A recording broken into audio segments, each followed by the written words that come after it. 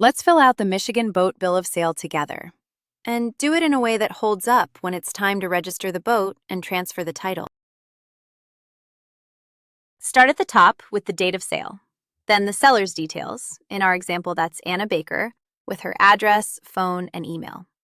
Then the buyer's, Ben Carter, with the same. 2 quick habits. Enter each name exactly as it appears on that person's ID and on the title.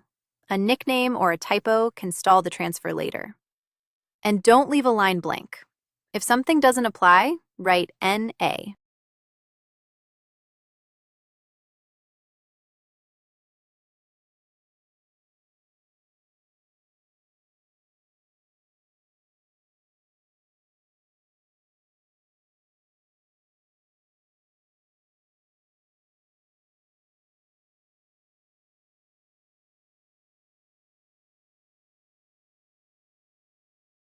Next, describe the boat, the make, the year, and the color.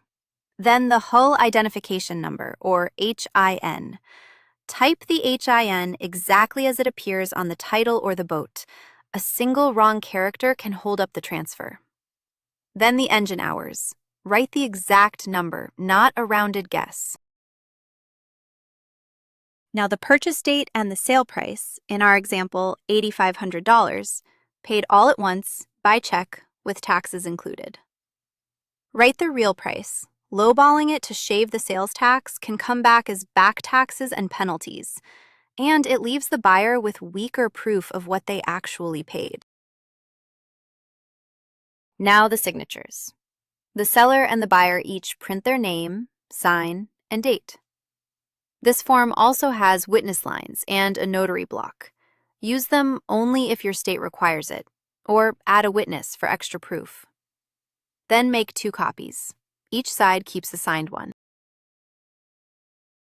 If you're selling a boat in this state, here's what you need to know about the bill of sale. First, the good news. The bill of sale itself does not need to be signed or notarized. That takes a little pressure off the paperwork process. That said, there are still some important pieces to pull together. The person receiving the boat, or their agent, does need to provide a certification confirming that possession of the watercraft passed to them. So make sure that step is covered. You'll also want to include the full purchase price, or retail dollar value of the sale, along with the date the sale took place. Those details matter for the records.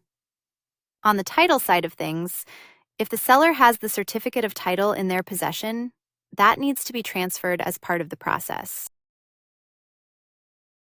Remember, this is general information, not legal or tax advice.